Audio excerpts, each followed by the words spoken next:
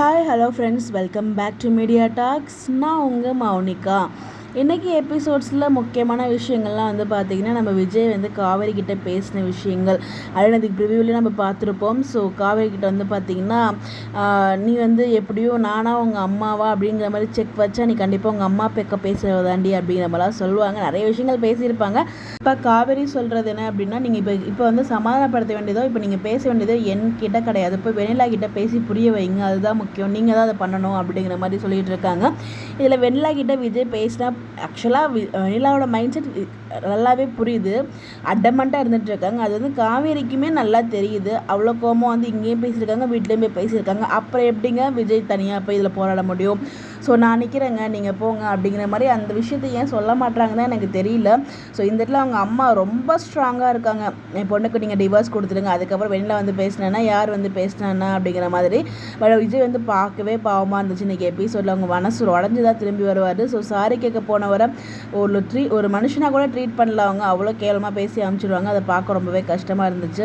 அதுக்கு அடுத்த சீனாக பார்த்தீங்கன்னா ரொம்பவே சோகமாக ஸ்டாலில் மீட் பண்ணுறது.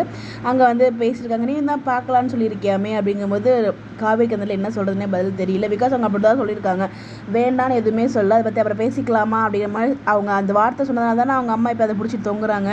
அதை ஏன் அவங்க சொன்னாங்க அப்படின்றது எனக்குள்ள ஒரு கேள்வி. சரி, ஓகே, அது ஒரு பக்கம் போகட்டும்.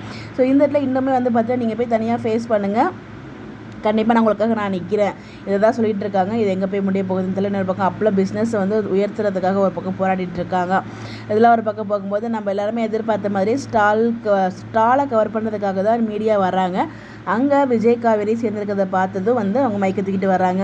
ஸோ அப்போ தான் பார்த்தீங்கன்னா, இங்கே வேண்டாம் தனியாக வாங்க அப்படிங்கிற மாதிரி சொல்லி அழைச்சிட்டு போயிட்டு தனியாக பேசுகிறாங்க. இப்போ கூட பாருங்கள், என்னோடய ஒய்ஃப் காவேரி கூட தான் நின்றுட்டு இருக்கேன் அப்படிங்கிற மாதிரிலாம் எவ்வளோ சொல்லி அவங்கள புரிய வச்சு அமுச்சிடுவாங்க. ஸோ புரிய வைக்கிறத விட இதுக்கப்புறம் நீங்கள் டிஸ்டர்ப் பண்ணாதீங்க, எங்களோட பர்சனல் லைஃப்பை டிஸ்டர்ப் பண்ணாதீங்க அப்படிங்கிற மாதிரி சொல்லி அமுச்சிடுவார்.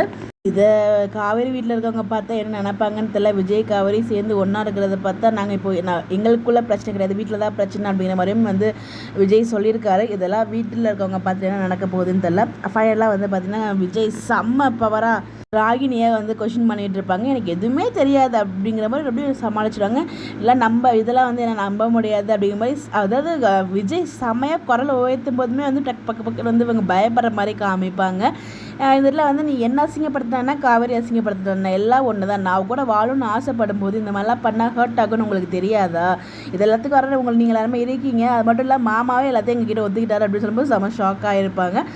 இதெல்லாம் அடிக்கிறதுக்கு கரெக்டாக கை வாங்கும்போது அஜய் அதோட எபிசோடுமே என் பண்ணிடுறாங்க. ஸோ நாளைக்கு எபிசோடில் தான் நம்ம அஜய்க்கு பார்த்தீங்கன்னா செம்ம ட்ரீட் காத்துட்டு இருக்கு. அதை வெயிட் பண்ணி தான் பார்க்கணும். இன்றைக்கி எபிசோட் நீங்கள் பார்த்தீங்களா, எப்படி இருந்துச்சு, உங்களோட பாயிண்ட் ஆஃப் வியூ என்ன அப்படின்னு சொல்லி கொடுக்கறதுக்குலாம் மறக்காமல் கமெண்ட்டில் ஷேர் பண்ணுங்கள்.